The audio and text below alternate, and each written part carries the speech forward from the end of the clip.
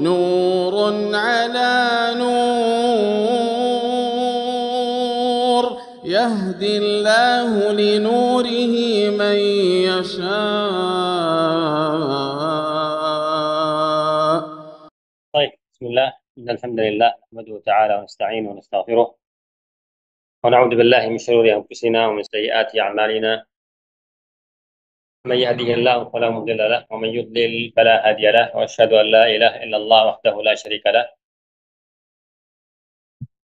وأشهد أن محمدا عبده ورسوله صلى الله عليه وآله وصحبه وسلم. أما بعد، نواصل إن شاء الله في درس كتاب أقصى المختصرات للإمام ابن البار رحمه الله تعالى، غفر الله له. Dan kita sampai ke bab al-ghusl. Yaqul rahimahullah ta'ala wa ghafarallahu lahu, mujibatu al-ghusli sab'un أو سبعة: خروج المني من مخرجه بلذة وانتقاله، أو خروج المني من مخرجه بلذة وانتقاله، وتغييب حشفة في فرج أو دبر ولو ببهيمة أو ميت بلا حائل، وإسلام كافر، وموت، وحيض، ونفاس. ثم ذكر رحمه الله تعالى سنن الغسل أو الأغسال المستحبة. Beliau rahimahullah ta'ala, beliau mengatakan babul ghusli. Al-ghuslu rahimakumullah dengan dhammul ghain, al-ghuslu yaitu al-ightisal. Al-ightisal yaitu maknanya adalah menggunakan air. Adapun bil fathi yaitu al-ma. Dan maknanya ghusl di dalam syariat at-ta'abbud lillahi subhanahu wa ta'ala bi isalatil ma' ala jami'il badan. Beribadah kepada Allah subhanahu wa ta'ala dengan mengalirkan air. Mengalirkan air di seluruh tubuh. Ini makna yang kita pernah sebutkan dekat dengan makna al-wudu. Sini perhatikan, al-ghuslu di dalam syariat Allah subhanahu wa ta'ala, ta'abbud kepada Allah subhanahu wa ta'ala. Jika orang mandi tetapi bukan dengan niat berta'abbud kepada Allah, bukan dengan niat mengangkat hadas, maka tidak terangkat hadasnya.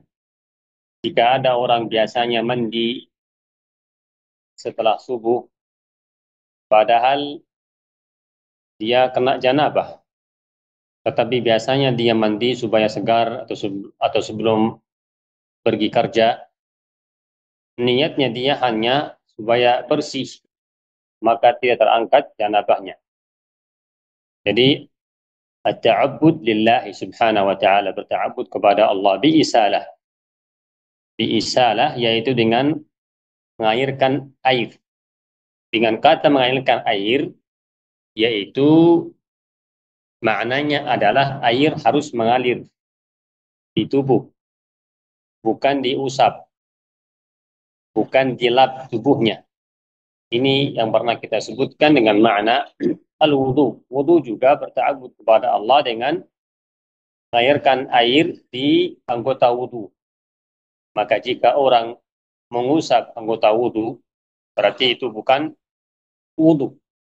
Jika orang mengusap tubuh dengan kain misalnya, maka itu bukan kain yang basah, maka itu bukan mandi yang syar'i.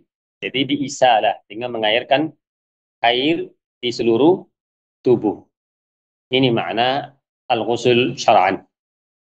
Bisa ditambahkan ala wajhin makhsus, dengan cara yang khusus, yaitu tambahan ini itu menunjukkan bahwa ada cara yang namanya sempurna, yang nanti akan disebutkan. Caranya sunnah mandi mengikuti caranya Rasulullah Sallallahu Alaihi Wasallam.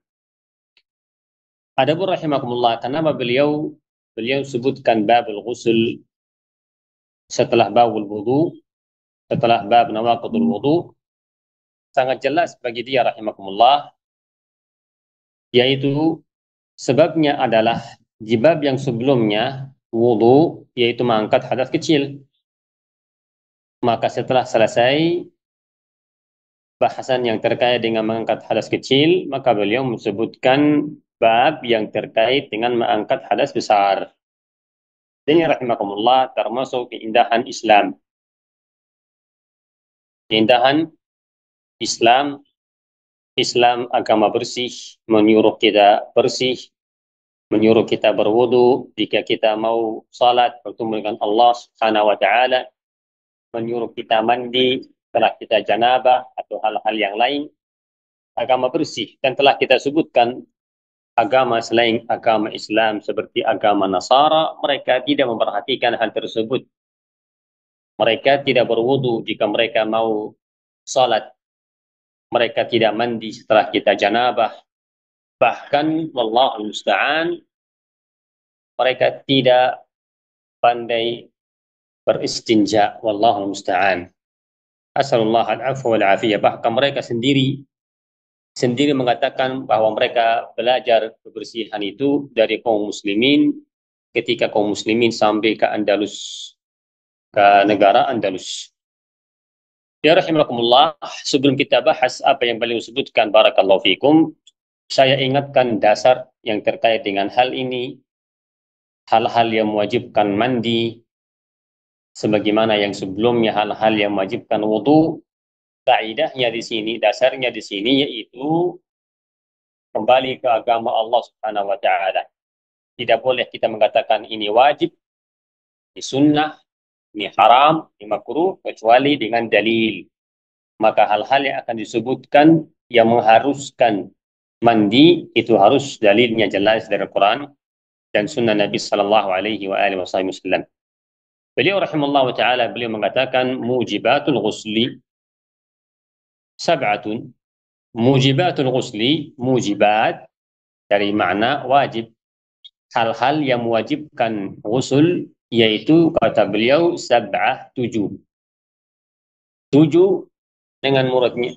Kemudian beliau rahimahullah ta'ala Hanabilah bahwa yang mengharuskan mandi ada 7 hal, 7 sebab, 7 perkara. Bagaimana kita sebutkan di nawaqidul wudu, yaitu bahwa hal ini kembali ke istiqra, bahwa para ulama rahimahullah ta'ala mereka mengumpulkan seluruh dalil yang terkait dengan hal-hal yang mengharuskan mandi, mereka dapatnya adalah 7 hal yang mengharuskan mandi. Beliau rahimahullah ta'ala mengatakan di sini khuruju al-maniyyi min makhrajihi bilidzah. Hal yang pertama yang mengharuskan mandi yang beliau sebutkan dari 7 hal tersebut adalah yang pertama adalah keluarnya air mani min makhrajihi, dari tempat biasa keluar, dengan lidzah. Dengan lidzah. Perhatikan apa yang beliau sebutkan. Khuruj, keluarnya, mani, air mani, min makhrajihi, dari tempat biasanya keluar, dan disebutkan apa yang dimaksud di sini, bilidzah, yaitu dengan syahwah. Dengan syahwah. Al-mani rahimakumullah, yaitu huwal ma'ul ghalib ad-dafiq alladhi yakhruj 'inda ishtidad asy-syahwah kama qalahu fil mughni, kama qalahu al-imam Qudamah fil mughni rahimahullah. Mani itu adalah air yang kental yang keluar dengan memancar, keluarnya dengan syahwat. Keluar dengan syahwat. Air yang kental, yang memancar, yang keluar dengan syahwat. Ini makna al-mani. Dan insyaAllah telah jelas bedanya mani dengan wadi, dengan madhi, telah kita sebutkan di bab al-wudu, nawaqidul wudu. Perhatikan, arti mani sifatnya adalah beberapa hal yang para ulama sebutkan. Pertama, keluar dengan syahwat. Yang kedua, setelah keluarnya membuat orangnya lemas, ya, namanya futur, membuat lemas, dan juga memiliki baunya yang seperti bunganya pohon kurma, ya, pohon kurma, baunya seperti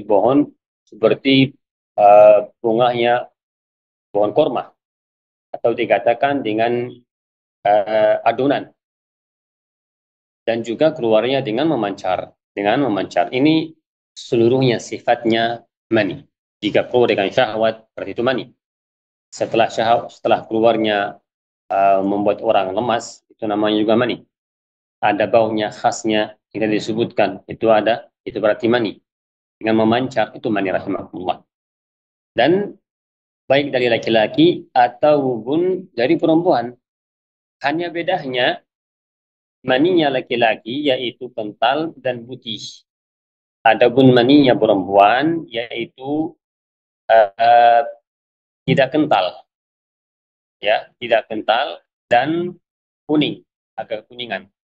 Ini sebagaimana dalam hadis rawahu Muslim rahimahullah taala wa ghairuh, qala sallallahu alaihi wasallam, inna ma'a rajul ghalidun abyad wa ma'ul mar'ati raqiqun asfar. Sesungguhnya, kata Rasulullah, sesungguhnya air maninya laki-laki yaitu kental dan putih, dan air maninya perempuan yaitu tidak kental dan kuning. Ya, dan apa? Kuning. Beliau rahimahullah taala mengatakan min makhrajihi. Telah kita sebutkan khurujul mani, keluarnya mani, telah sebutkan apa itu mani, baik laki atau perempuan. Min makhrajihi, apa yang dimaksud dengan makhrajnya? Dengan makhrajnya yang dimaksud keluar dari tempat biasanya keluar, yaitu dari takar. Dari takar. Kenapa dikatakan dari takar? Kenapa dikatakan keluarnya dari tempat biasanya keluar itu takar? Karena para ulama mengatakan bisa mungkin orang-orang jatuh sehingga misalnya patah punggungnya. Misalnya, ini para ulama sebutkan, jika patah punggungnya atau dioperasi, keluar mani dari punggungnya. Maka jika keluar mani dari punggungnya, maka itu tidak mewajibkan mandi. Tidak mewajibkan mandi. Karena itulah di sini beliau mengatakan min makhrajihi, dari tempat biasa keluarnya. Bilidzah, yaitu maknanya dengan syahwah. Dengan syahwah. Sebagian kitab fikihnya Hanabila mengatakan bilidzah dafan. Dafan itu dengan memancar. Tetapi sama. Bilidzah, mani jika keluar dengan lidzah itu pasti dengan memancar. Atau jika keluar dengan memancar berarti dengan lidzah, dengan syahwat. Jadi rahimakumullah, ringkasnya maknanya yang pertama ini, sebab pertama yang mengharuskan mandi yaitu keluarnya air mani dari laki-laki atau perempuan, itu mengharuskan mandi. Baik keluarnya karena mungkin dengan bersentuhan laki perempuan, suami istri, atau mungkin dengan mungkin ketika laki-laki melihat, misal para ulama mengatakan melihat tubuhnya istrinya sehingga keluar maninya, atau dengan cara yang lain. Intinya keluar mani dari laki dan perempuan dengan syarat yang beliau sebutkan dari tempat biasa keluarnya dan dengan syahwat, berarti itu mengharuskan mandi. Jika keluar bukan dari tempat biasanya, tidak mengharuskan mandi. Jika keluar bukan dengan ledah, bukan dengan bukan dengan syahwat. Jika bukan dengan syahwat, tidak mengharuskan mandi. Ya. Para ulama mengatakan jika keluarnya misalnya mandi bukan dengan syahwat, bisa jadi karena di di zaman dingin keluar mani, bisa jadi setelah berhubungan suami istri dan dia mandi, setelah mandi keluar sisanya mani, ya, sisanya mani. Sisa mani yang keluar itu setelah dia mandi, orang mandi, dia ada berhubungan suami istri dan dia pergi mandi. Setelah selesai mandinya, keluar sisanya air mani. Maka sisa air mani yang keluar itu tidak mengharuskan mandi. Jelas karena keluarnya bukan dengan syahwat. Insyaallah ini jelas. Ini perhatikan ucapan beliau rahimahullah taala, keluar mani dari tempat biasanya keluar dengan syahwat. Ini maknanya yang beliau rahimahullah taala sebutkan di sini. Dalilnya adalah banyak, termasuk hadis Ali radhiyallahu taala anhu apa? Beliau berkata, saya telah bertanya kepada Rasulullah sallallahu alaihi wasallam tentang uh, madhi, maka Rasulullah menjawab, fil madhi al-wudu wa fil mani al-ghusl. Fil madhi al-wudu. Maknanya jika keluar madhi, dha, maka jika keluar madhi maka harus wudu, wa fil mani al-ghusl. Jika keluar air mani maka harus mandi. Rawahu Ahmad wa ahlus sunan wa huwa sahih. Dan banyak dalil yang akan disebutkan insyaallah, tetapi ini sebutkan satu dalil yang menjadikan hujjah dan dalil insyaallah jelas. Barakallahu fikum. Dan juga para ulama telah sepakat, barakallahu fikum, telah sepakat bahwa jika keluar air mani dengan lezah, dengan syahwat, maka wajib mandi. Maka wajib mandi.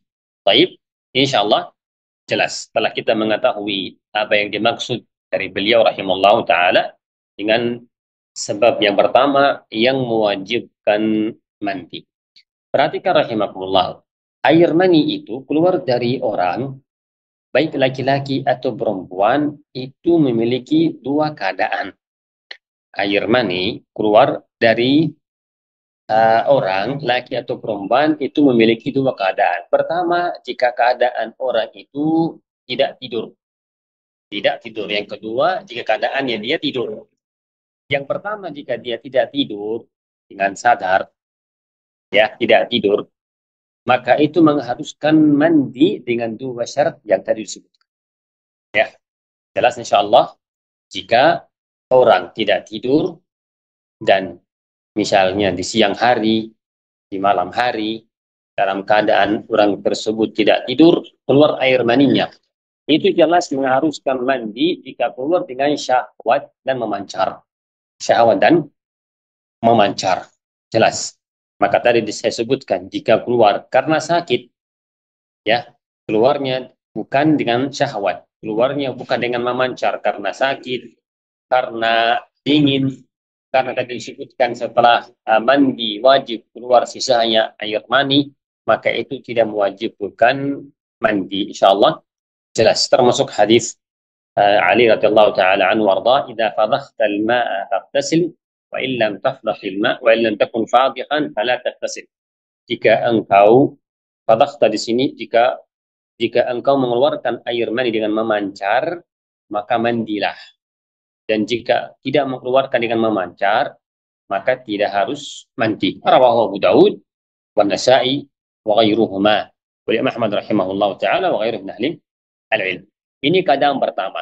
Orang tidak tidur, kapan wajib bagi dia mandi? Jika keluar air mani dengan syahwat. Keadaan yang kedua, jika dia sedang tidur. Orang tidur, orang mabuk, orang pingsan, ketika bangun yang tidur, ketika sadar yang pingsan, ketika juga dibilang apa, sadar juga orang yang mabuk. Ternyata yang bangun dari tidur itu dia melihat air maninya, melihat air maninya di bajunya, ya, melihat air mani di bajunya. Jelas orang tersebut jika dia meyakini air tersebut yaitu mani, basah itu basah mani, berarti wajib bagi dia mandi. Dan seluruh ulama sepakat dengan hal tersebut.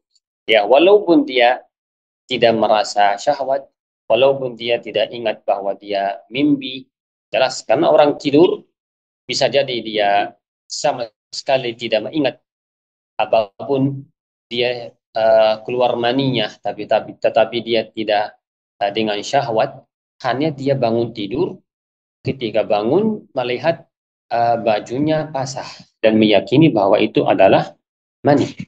Ya, jadi di sini kita tidak mengatakan harus dengan syahwat. Yang tadi beliau mengatakan dengan lidzah, yaitu syahwat itu bagi orang yang tidak tidur. Adapun yang tidur dan bangun tidur atau pingsan, sadar ternyata bajunya basah mani, berarti dia harus mandi walaupun tidak ingat apapun. Insyaallah ini jelas, dan dalilnya termasuk hadis Ummi Salamah radhiyallahu taala anha, beliau bertanya kepada Rasulullah sallallahu alaihi wasallam, bertanya kepada Rasulullah, apakah wajib bagi wanita mandi jika dia mimpi? Maka Rasulullah menjawab, iya, na'am idza ra'atil ma. Iya, jika dia melihat air mani.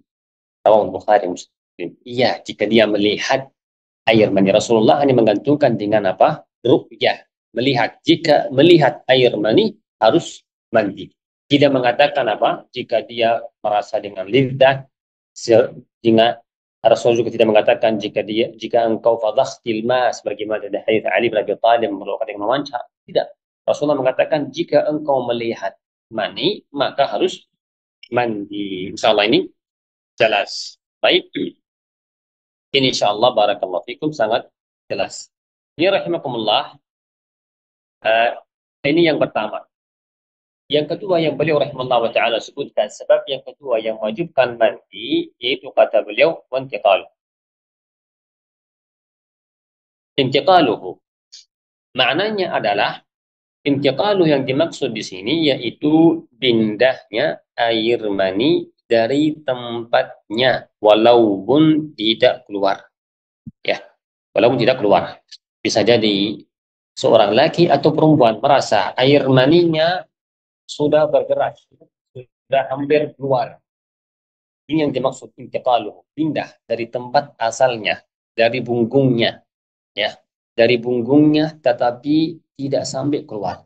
Jadi pindah dari tempat asalnya mani, dari punggungnya laki-laki, tetapi tidak sampai keluar. Bisa jadi tidak keluar karena ada sebabnya, atau bisa jadi seorang laki atau perempuan menahan keluarnya air mani. Padahal sudah hampir keluar, dia menahan. Para ulama mengatakan seperti orang laki yang memegang kemaluannya, sehingga tidak membiarkan air mani keluar. Dia tidak mau mandi. Sehingga sudah mau keluar, dia menahan atau memegang kemaluannya, sehingga menahan air mani keluar. Madhabul Hanabilah rahimahumullah ta'ala mengatakan bagi orang yang merasa laki atau perempuan pindahnya air mani dari tempatnya tetapi tidak keluar, atau walaupun tidak keluar, ya, mereka mengatakan wajib dia mandi juga. Jadi sebab yang kedua yang mengharuskan mandi menurut Hanabi rahimahullah ta'ala, yaitu pindahnya air mani dari tempatnya walaupun tidak keluar, ya, tidak keluar dari tubuhnya. Jelas? Dan ini termasuk mufradatul Hanabilah. Ini madhabnya khas Hanabilah rahimahullah wa ta'ala, berbeda dengan tiga imam yang lain. Insyaallah ini jelas. Apa sebabnya mereka, para Hanabilah, mengatakan wajib mandi dengan keadaan yang seperti ini? Kata mereka rahimahullah wa ta'ala, yang namanya junub, ya mandi junub kan, mandi junub. Yang namanya junub itu pindah atau perpindahan, ya, atau apa? Perpindahan. Kata mereka, air mani telah pindah dari tempat asalnya walaupun tidak keluar. Ini mereka namanya ta'lil. Illahnya mereka mewajibkan bagi orang yang pindah air maninya dari tempat asalnya walaupun tidak keluar dari tubuhnya, mengatakan sebabnya karena air maninya sudah pindah dari tempat asalnya, dan itu bahasa junub. Ya, janaba ay faraka mahillahu. Sudah pindah dari tempatnya, itu namanya junub. Ya, itu namanya apa? Junub. Ini menurutnya mereka Ta'ala. Dan mereka mengatakan dengan cara seperti itu, pindah dari tempat asalnya walaupun tak keluar, kata mereka itu laki atau perempuan itu merasa syahwat. Merasa syahwat. Maka kata mereka itu berarti sudah apa? Sudah wajib bagi dia. Ini madhabnya masyhurul Hanabilah rahimahullah ta'ala. Tetapi ada riwayah dari Al-Imam Ahmad rahimahullah ta'ala. Dan itu zahirnya, ya, zahirnya ucapan Al-Imam Khalqi rahimahullah ta'ala. Dan juga Al-Muwaffaq rahimahullah ta'ala wa ghafarallahu lahum. Berarti sebagian dari ulama wal Hanabilah dan juga riwayat dari Ahmad bin Hanbal rahimahullah, dan itu juga madhabnya jumhur ulama bahwa keadaan tersebut tidak mewajibkan mandi. Kapan harus mandi? Jika keluar dari tubuhnya orang. Dari tubuhnya laki atau perempuan. Jika keluar dari kemaluannya laki atau perempuan, maka wajib mandi. Jika tidak keluar, berarti tidak wajib mandi. Berarti keadaan yang tadi, jika ada orang yang menahan air maninya sehingga tidak membiarkan keluar, kata ulama di sini tidak wajib bagi dia mandi. Ya, ini riwayat Al-Imam Ahmad rahimahullah taala. Ini yang sahih wallahu alam, yang rajih sebagaimana tadi hadits Salamah radhiyallahu taala anhu warḍaha yang tadi kita sebutkan bahwa beliau bertanya kepada Rasulullah sallallahu alaihi wasallam, apakah wajib bagi wanita mandi? Maka beliau menjawab, "Na'am idza ra'at al-ma'iyah," jika melihat air. Jika apa? Melihat air. Jadi Rasulullah menggantungkan apa? Wajib mandinya jika melihat air, jika seorang melihat air. Ini wallahu a'lam bishawab. Sama juga hadis Syaikhul Qudri Imam Muslim, innamal ma'u minal ma'. Innamal ma'u minal ma'. Sesungguhnya air min al-ma'. Air itu wajib mandi jika keluar atau jika lihat air mani. Jika melihat air mani. Ini rahimakumullah yang sahih warrajih. Ini perhatikan. Beda dengan sebab yang ketiga ini ya. Jadi sebab yang kedua, pindahnya air mani walaupun tidak keluar dari tubuh, Hanabilah mengatakan wajib mandi. Tetapi riwayat yang kedua dari Ahmad bin Hanbal dan sebagian Hanabilah, yaitu madhab jumhur ulama, tidak wajib mandi, dan itu yang sahih. Itu yang apa? Yang sahih. Perhatikan sebab yang ketiga. Sebab yang ketiga, yang mana sebab yang ketiga harus memang digabung sama yang kedua supaya bisa dipahami. Ya, jika ada orang, jika suami menggauli istrinya, jima dengan istrinya, maka harus dia mandi walaupun tidak keluar air mani. Jelas, walaupun tidak keluar air mani. Jadi sekarang kata beliau tadi berapa? Yang mengharuskan mandi 7. Sekarang kita sudah habis 1. Berarti sebab yang pertama keluar air mani dengan syahwat dari tempat biasanya. Rasai. Sebab yang kedua, jika lompat ke sebab yang ketiga ini, yaitu apa? Yaitu taghibu hasyafah. Qala wa taghibu hasyafatin fi farjin aw duburin walau bahimatin aw mayyitin ila il. Sebab yang ketiga menurutnya Al-Imam Ibnu Baz rahimahullah dan masyhur Al-Hanabilah, yaitu taghibu hasyafah. Makna taghibu hasyafah yaitu masuknya, ini belajar fikih kita jelaskan dengan terang. Masuknya kepala zakar di farji. Masuknya kepala zakar di farji. Misal taghib. Taghib itu masuk seluruhnya. Hasyafah, hasyafah itu kepala zakar. Baik, karena itulah dengan makna berarti masuk seluruh kepala zakar, ya, seluruh kepala zakar ke dalam farji. Ke dalam farji. Ini maknanya. Jadi rahimakumullah, sebab yang ketiga yang mengharuskan mandi, yang beliau sebutkan rahimahullah ta'ala, jika ada seorang laki memasukkan kepala zakarnya, seluruhnya, kepalanya, bukan seluruh zakarnya. Cukup kepala zakarnya saja. atau tempat khitan. Istilahnya tempat apa? Tempat khitan. Tempatnya khitan. Ya, tempatnya khitan. Khitan kan di dakar laki-laki itu ada kulit yang di kepala yang dipotong sehingga terlihat kepala dakarnya langsung. Jika kepala dakar kepalanya saja masuk seluruhnya ya, seluruhnya apa nih? Kepala dakar, bukan seluruh dakarnya. Kepala dakar jika masuk ke dalam farji, maka ini mengharuskan mandi walaupun tidak keluar air maninya. Jelas? Suami menggauli istrinya.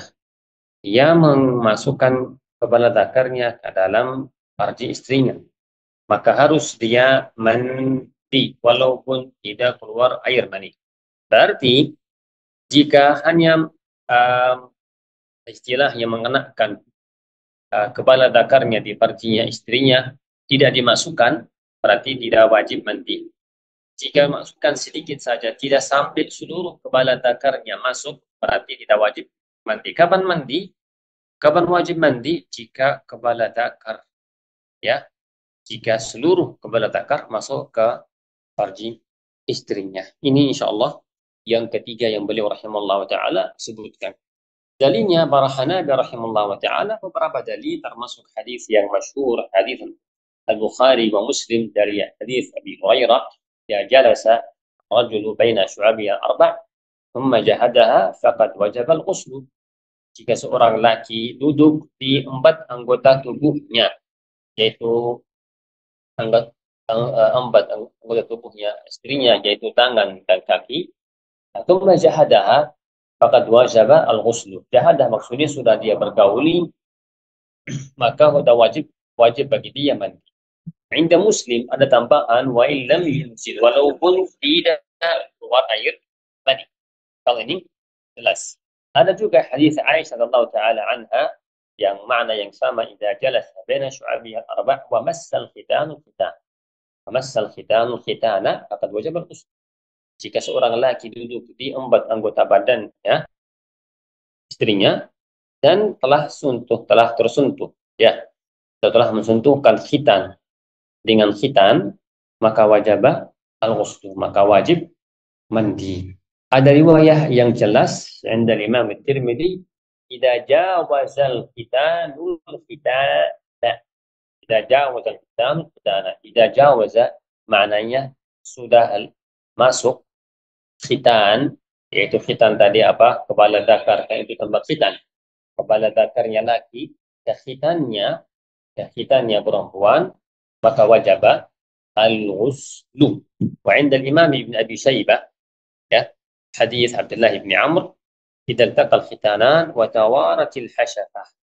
Jika bertemu dua khitan dan masuk al-hasyafah kepala dakar, maka wajib al-ghuslu. Ini dalilnya para Hanafi rahimahullah ta'ala wa ghafarallahu lahum. Bahkan sebagian ulama menukil ijma' al-ulama bahwa keadaan yang seperti itu, jika kepala dakarnya seorang laki masuk ke farjnya seorang wanita, maka wajib bagi mereka berdua mandi. Insyaallah ini jelas, ya. Ini maknanya dan telah disebutkan dalilnya. Jadi ini ada 3 disebutkan.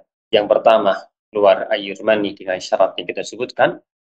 Yang kedua, yaitu dengan riwayah, dengan masyhur yang madzhabul Hanabilah, jika pindahnya air mani walaupun tidak keluar, disebutkan rajih.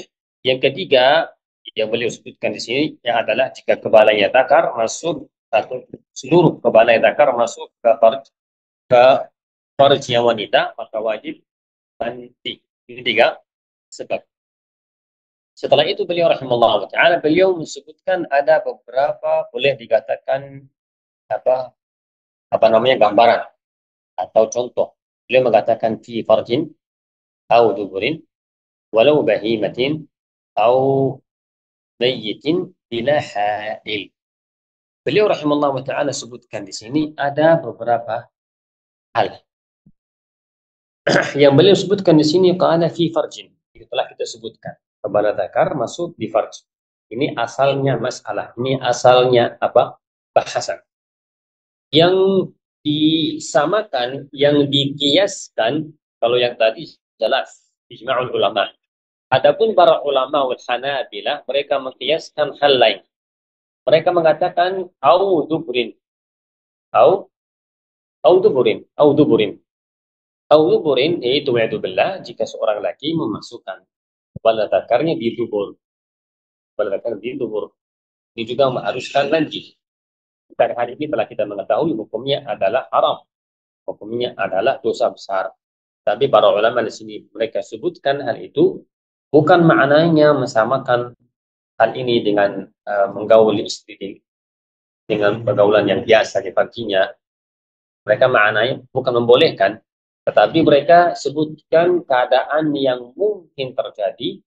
Jadi orang itu yang melakukan hal tersebut wajib bagi dia mandi dan wajib bagi dia taubat karena dia berbuat dosa. Ya, karena jangan sampai ada orang yang salah paham, dia tidak mandi jika melakukan hal tersebut yang dosa. Wallahu musta'an. Asallallahu alaihi wasallam. Karena pernah ada yang bertanya, itu pun wallahu musta'an di bulan Ramadan. Dia melakukan hal tersebut ini, datangnya istrinya di duburnya, dan dia mengira bahwa hal itu tidak membatalkan puasa. Tidak membatalkan apa? Puasa dan tidak mewajibkan mandi. Wallah. Karena itulah para ulama Al-Hanabilah mereka sebutkan contoh ini bukan artinya membolehkan, mereka sebutkan hukumnya. Hukumnya pada asalnya dosa besar dan juga hukumnya di dalam masalah wudu, masalah mandi, masalah taharah, yaitu adalah mengharuskan, mewajibkan mandi. Yang keduanya yang mereka sebutkan sebagai cabang, kalau walau libahimatin, walau libahimah, walaupun wal'iyadu billah seorang laki memasukkan kepala zakarnya di farj apa? Farjnya bahimah. Apa bahimah? Bahimah itu binatang bahimah. Asalullah al-afwa wal-afiyah di dunia wal akhirah. Tetap ini dosa besar. Tetapi beliau ingin sebutkan hukum mandinya. Wajib bagi dia mandi juga. Ya, baik. Qala rahimahullah, au mayyitin. Au mayyitin, jika seorang laki memasukkan kepala zakarnya di farjinya orang yang meninggal. Dan maksudnya istrinya yang sudah meninggal. Yang sudah apa? Meninggal. Itu seluruhnya para ulama Hanafi mengatakan namanya ilaj. Mana ilaj? Yaitu apa? Memasukkan kepala zakarnya baik di farj, ya, farjnya seorang wanita, atau hal-hal yang kesamanya. Kesamanya yaitu tadi dubur, atau farjnya bahimah, binatang, atau wanita yang sudah mati, itu istri yang sudah mati, itu seluruhnya mewajibkan apa? Mandi. Ini madhabul Hanabilah rahimahullah ta'ala. Mereka hanya mengkiaskan rahimahullah. Mereka mengatakan dalilnya bahwa wajib bagi orang yang melakukan satu dari tiga hal yang mereka sebutkan, kata mereka dalilnya adalah seluruhnya itu masih dinamakan farj, dan seluruhnya dilakukan dengan syahwat, dan farjnya binatang itu mirip dengan farjnya wanita, maka hukumnya sama. Baik, ini madhabul Hanabilah rahimahullah ta'ala, bahkan madhabnya jumhurul ulama, bahkan kebanyakan dari sahabat radhiyallahu ta'ala anhum wa ardahum wa ghafarallahu lahum. Insyaallah ini jelas. Ini yang keberapa kita sebutkan, yang ketiga. Jadi yang ketiga, sebab mengharuskan mandi, yaitu yang tadi disebutkan, masukkan kepala zakar atau seluruh kepala zakar di farj atau dubur, atau farjnya binatang, atau farjnya mayit, ya, baik mayit. Maksudnya di sini seorang suami menggauli istrinya sudah mati, mungkin dia tidak tahu mati, atau kebaliknya, artinya adalah itu seluruhnya apa? Mengharuskan mandi rahimakumullah. Ini madhabul Hanabilah rahimahullah ta'ala yang beliau sebutkan. Ini ada tambahan.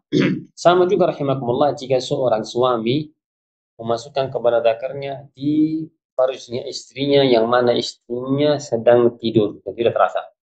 Ya, sedang tidur, memasukkan kepala zakarnya di istrinya yang mana istrinya sedang tidur. Tetap mengharuskan mandi, harus dia mandi. Karena namanya apa? Farj, dan ilahnya adalah dia memasukkan kepala zakarnya di farj. Jelas ini namanya apa? Tafriz. Nama tafriz yaitu cabang dengan cabang. Kita sebutkan cabang-cabangnya. Orang suami masukkan kepala zakarnya di farji istrinya yang sedang tidur, berarti tetap wajib bagi dua-duanya mandi. Walaupun istrinya mengatakan saya tidak terasa, tidak sadar, tapi tetap dia apa? Harus mandi. Sama juga jika menggauli istrinya yang sedang pingsan, sama juga harus apa? Mandi. Sama juga itu bela jika misalnya istrinya gila, mungkin ada istrinya gila, tetap apa? Harus mandi. Insyaallah ini jelas. Barakallahu fi. Baik. Terakhir beliau mengatakan bila hail. Bila hail. Ini namanya qaid. Apa qaid? Beliau di sini menyebutkan syarat. Kapan? Sebab yang ketiga ini yang mengharuskan mandi yaitu kepala zakar dimasukkan di farj atau dubur, ya, atau farjnya bahimah atau mayyitin. Kapan harus mandi? Yaitu kata beliau bila hail. Jika tidak ada hail. Hail itu tidak ada membatal, tidak ada menghalanginya, tidak ada, mereka mengatakan seperti tidak ada kain. Jika ada kain di misalnya kain, misalnya kata ulama Hanafi memberikan contoh, jika misalnya istrinya menggunakan kain yang tipis sedang tidur dan seorang suami dia memasukkan kepala zakarnya di farjinya istrinya tidak dengan cara langsung, ada kainnya.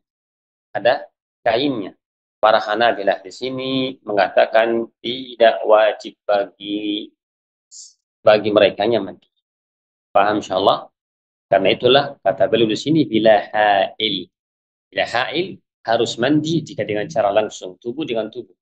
Tetapi jika ada hal yang menghalanginya, kain atau semisalnya kain, sehingga mereka berikan tadi contoh jika seorang suami memasukkan kepala zakarnya di farji istrinya yang mana istrinya tetap dia menggunakan baju, menggunakan kain, menggunakan afwan celana, terus misalnya walaupun masuk kepala zakarnya, tetapi karena ada kain ada celana, maka Hanafi mengatakan tidak wajib mandi.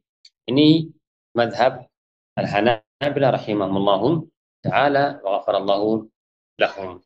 Baik, ini insyaallah yang beliau sebutkan rahimahullah ta'ala. Jadi madhabnya Hanabilah di sini tidak wajib mandi jika ada hail.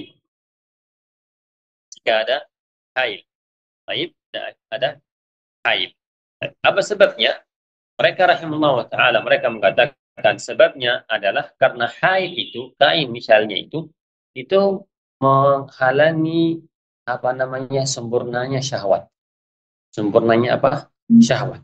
Karena itu kata mereka ini berarti tidak wajib bagi orang tersebut mandi, ya. Dan kata mereka tubuh tidak bertemu dengan tubuh. Tetapi rahimakumullah, Al-Imam Al-Muwaffaq rahimahullah ta'ala beliau mengatakan tetap orang tersebut yang menggauli istrinya walaupun dengan hail tetap dia harus baik. Dan apa namanya sangat jelas jika hail itu yang menghalangi itu hail yang sangat tipis, apalagi yang di zaman kita ini yang menggunakan istilahnya kalau kita sebutkan dengan terang dengan jelas kondom, ya. Hal tersebut jelas itu mewajibkan mandi. Mewajibkan apa? Mandi, insya Allah tidak ada yang ragu dengan masalah ini, mewajibkan mandi, mewajibkan hukum atau hadnya zina, ya jelas karena hal tersebut adalah itu tidak menghilangkan apa namanya syahwat, tetap orang yang menggunakan hal tersebut tetap dia persahabatan. Dan jelas insya Allah ini hal atau sebab yang ketiga yang mengharuskan mandi. Insya Allah jelas. Selanjutnya adalah ini dengan insya Allah selanjutnya mudah disebut. Sebab yang keempat yang mengharuskan mandi kata beliau wa Islamu kafir. Islamu kafir kata beliau rahimahullah ta'ala. Sebab yang kedua yang mengharuskan mandi yaitu Islamu kafir. Maknanya Islamu kafir jika ada seorang kafir masuk ke Islam maka wajib bagi dia mandi. Jadi orang kafir baik dia aslinya kafir seperti Yahudi, Nasrani, Budi masuk ke Islam atau dia Allah musta'an murtad, dia muslim tapi dia murtad, mungkin alhamdulillah mencela Allah subhanahu wa ta'ala, dia murtad, maka ketika dia masuk Islam kembali harus dia mandi baik zakar atau unta, jelas ya, atau unta walaupun tidak ada sebabnya sebelum masuk Islam. Paham apa maksud di sini? Mungkin ada seorang kafir dia mandi bersih, orang kafir mandi bersih, setelah itu dia masuk Islam, tetap Hanabilah mengatakan harus dia mandi lagi karena masuk Islam, karena masuk apa? Islam. Walaupun dia mengatakan saya tidak berbuat hadas karena barusan aku mandi, barusan aku keluar dari kamar mandi, barusan aku mandi, ya mandi baik mandinya mandi di laut, sungai, mandi kamar mandi bersih. Tetapi Hanabilah mengatakan jika engkau sekarang mau masuk Islam atau masuk Islam maka harus kamu mandi. Jelas. Sebab yang keempat yaitu orang kafir masuk ke Islam. Baik kafir itu tadi asli kafir atau orang murtad masuk kembali ke Islam. Ini madhabnya Al-Hanabilah. Atau ini mufradatul Hanabilah. Ini madhabnya khasnya madhabul Hanabilah berbeda dengan madhab tiga imam yang lain. Ini madhabul Hanabilah rahimahullah ta'ala dan yang memilih madhab ini juga Imam Tayyib rahimahullah ta'ala. Dalilnya mereka rahimahullah ta'ala ada dua hadis yang menjadi dasar dalilnya mereka. Yang pertama hadisnya Qais bin Asim masyhur ketika beliau yang masuk Islam maka Rasulullah SAW memerintahkan Qais bin Asim ini untuk mandi ya bima'in wasidr. Qala fa'amarahu an-nabi sallallahu alaihi wasallam an yaghtasila bima'in wasidrin. Rasulullah memerintahkan dia untuk mandi dengan air dan sidir. Rawahu Ahmad wa Tirmidzi wa Abu Dawud wa ghairuhum an-Nasa'i wa ghairuhum al-'ilm. Jelas ini dalilnya mereka. Hadis ini walaupun zahirnya al-wujub amarahu, Rasulullah telah memerintahkan ya, zahirnya apa? Wajib mandi. Karena itulah Hana mengatakan amarahun nabiyyu berarti wajib bagi orang yang masuk ke Islam mandi. Insyaallah dalilnya mereka rahimahullah taala. Sama juga hadis Sumamah ketika waktu masuknya Islam yaitu Rasulullah SAW bersabda muruhan yang tasil muruhan tasir. Rasulullah berkata kepada sahabatnya perintahkanlah kepada Sumamah itu untuk mandi. Untuk apa? Untuk mandi. Rawahu Imam Ahmad rahimahullah ta'ala wal Baihaqi wa ghairuh. Dua dalil ini menjadi dasarnya Hanabilah rahimahullah ta'ala mewajibkan bagi orang yang masuk ke Islam untuk harus dia mandi insyaallah. Jelas? Barakallahu fikum. Bahkan Hanabilah mengatakan orang yang masuk Islam yaitu baik bagusnya bagi dia yaitu apa mencukur bulunya ya, cukur bulunya dan juga berkhitan. Ini hanya tambahan yang saya sebutkan rahimahullah. Selanjutnya adalah yang kelima. Hal yang kelima yang mewajibkan mandi yaitu kata beliau ala wa mautun. Wa mautun. Maknanya wa mautun yaitu jika ada seorang muslim mati maka wajib bagi orang hidup memandikan yang mati. Jadi mautun sebabnya mandi yaitu maut. Jika orang mati, maka harus kita yang hidup memandikannya. Jika kita tidak memandikan, kita yang berdosa. Jelas? Jadi sebab wajibnya mandi, matinya orang. Jika meninggalnya apa? Orang. Ini sebab yang kelima. Mautun, jika orang meninggal, maka wajib bagi kita memandikan orang tersebut. Insyaallah ini jelas. Ini bagi seluruh orang yang sudah, bagi seluruh orang yang mati. yang meninggal, kecuali orang yang meninggal syahid di medan perang. Yang meninggal syahid di medan perang. Tapi misalnya jelas. Dalilnya para Hanabilah rahimahullah ta'ala yaitu hadits Mu'adiyah Ibnu Abbas. Ibnu Mu'adiyah ketika merekanya para wanita memandikan anaknya Rasulullah sallallahu alaihi wasallam, Rasulullah bersabda uh, bersabda agsilnaha salasan atau khamsan atau aksar min dalika atau aksar min dalika rawahu Bukhari Muslim. Mandikanlah dia 3 kali atau 5 kali atau lebih jika kalian melihat membutuhkan, ya, jika kalian melihat apa membutuhkan. Ini menjalankan lebih dari 5 kali. Syahidnya irsilnaha, ada perintahan dari Rasulullah. Pada asalnya perintah adalah al-wujub, wajib. Sama juga hadis Ibnu Abbas, seorang yang muhrim yang apa namanya, yang ontanya orang muhrim itu membunuhnya, ya, membunuhnya waktu naka, yang injaknya sehingga mati, maka Rasulullah berkata rusuluhu bima'in wa sidr, mandikanlah orang tersebut dengan air dan sidr, dengan air dan Muslim Bukhari wa Muslim. Insyaallah ini jelas, ya. Jadi ini yang kelima. Yang kelima jelas orang yang sudah meninggal harus kita mandikan dengan 2 dalil yang kita sebutkan. Barakallahu fikum. Kita sebutkan kecuali siapa? Kecuali orang yang meninggal syahid di medan perang. Khadijah radhiyallahu taala anhu warḍah, di kisahnya syuhada Uhud, Rasulullah memerintahkan sahabatnya untuk menguburkan orang syahid tersebut, menguburkannya dengan apa? Dengan darah-darahnya mereka dan tidak memandikannya mereka. Rawi Imam Al-Bukhari. Kalau ini jelas. Baik, baik, ini pindah insyaallah yang ke-6. Mungkin ada tambahan ya, yang namanya sakat. Sakat itu jika seorang wanita apa istilahnya, keguguran ya, keguguran. Apakah wajib kita mandikan anak tersebut yang digugurkan atau bagaimana? Baik dengan sengaja atau tidak sengaja, ya. Apa hukumnya? Ringkas saya jawab, yaitu jika telah dinafas, ruh, telah ditiup ruhnya, sudah ada ruhnya, maka harus kita mandikan, harus kita salati, jelas, ya. Jika tidak atau belum ditiup ruhnya, maka tidak wajib dimandikan.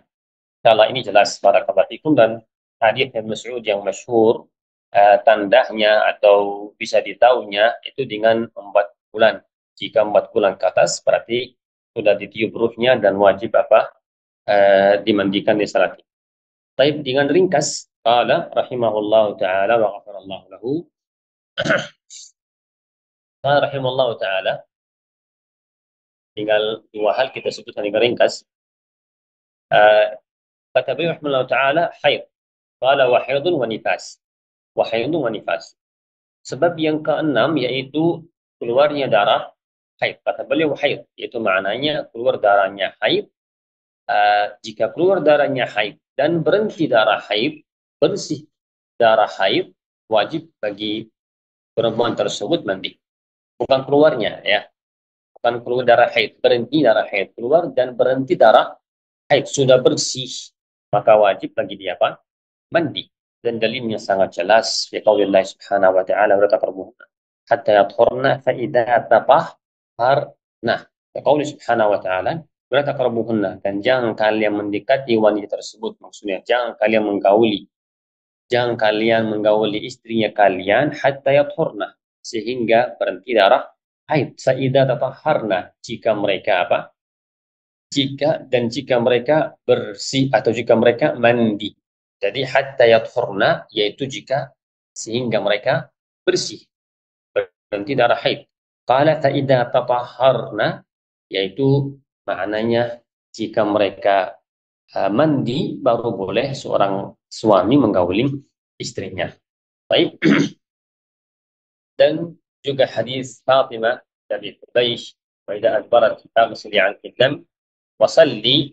Jika berhentinya darah haid, maka faghsili, mandilah atau cucikan darah haid dan kamu salat. Dan hal ini insyaallah mudah. Para ulama sepakat, ijma'ul ulama sepakat bahwa jika wanita sudah bersih dari darah haid, maka wajib dia mandi. Yang ketujuh, yang terakhir, yaitu sama juga berhentinya darah nifas. Berhentinya darah nifas. Dan hal ini mudah. Nifas hukumnya seperti haid, sama wajib bagi wanita yang berhenti nifasnya harus dia mandi dengan sepakatnya ulama rahimahumullah ta'ala wa ghafarallahu lahum. Dan Nabi SAW mengatakan beliau kepada Aisyah, beliau yang ketika dia haid, ketika dia keluar darah haidnya, la'allaki nafusti. Nafusti, Rasulullah menamakan nifasnya itu haid. Ini hari dalil yang mengatakan dengan dia berarti orang yang kena darah haid, berhenti darah haidnya atau berhenti darah nifasnya, wajib bagi mereka mandi dengan sepakatnya ulama rahimahullah ta'ala. InsyaAllah ini jelas, barakallahu fikum.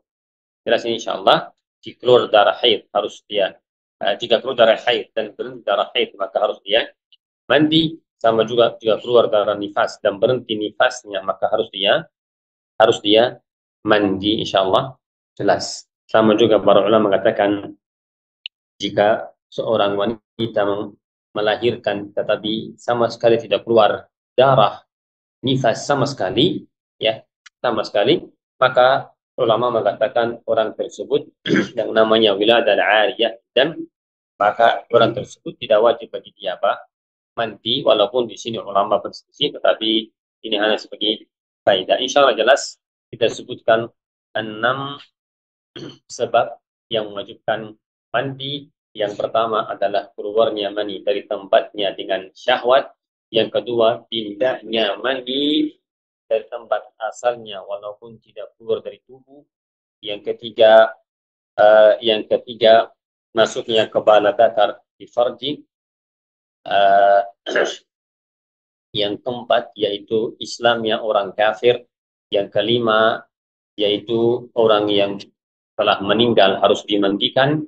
Yang keenam dan ketujuh berhenti darah haid dan nifas. Insyaallah jelas. Ila huna insyaallah kita berhenti. Kita insyaallah akan bahas bahasan yang baru, yaitu yang terkait dengan ada mandi-mandi yang sunnah, yang mustahab. Yang tadi mandi yang wajib. Baik, insyaallah jelas. Wadah insyaAllah. Baik, sekiranya ada soalan, ikhwah boleh unmute dan tanyakan. Bagaimana dengan orang yang meninggalkan solat? Apakah dia perlu mandi? Apanya? Orang yang meninggalkan solat. Ya, barakallahu fiik. Ini setelah kita mengetahui bahwa masalah ini masalah khilafiyah ulama rahimahullah ta'ala, apakah orang yang meninggalkan salat langsung dihukumi kafir atau tidak? Karena madhab ulama di sini ada beberapa pendapatnya mereka. Ya, ada mengatakan orang yang meninggalkan salat ya kafir. Ada yang mengatakan yang meninggalkan salat dengan cara mutlak sama sekali tidak salat dia kafir. Ya, ada yang mengatakan jika dia kadang salat dan kadang tidak salat maka dia tidak kafir. Syekh Islam Taimiyah rahimahullah taala.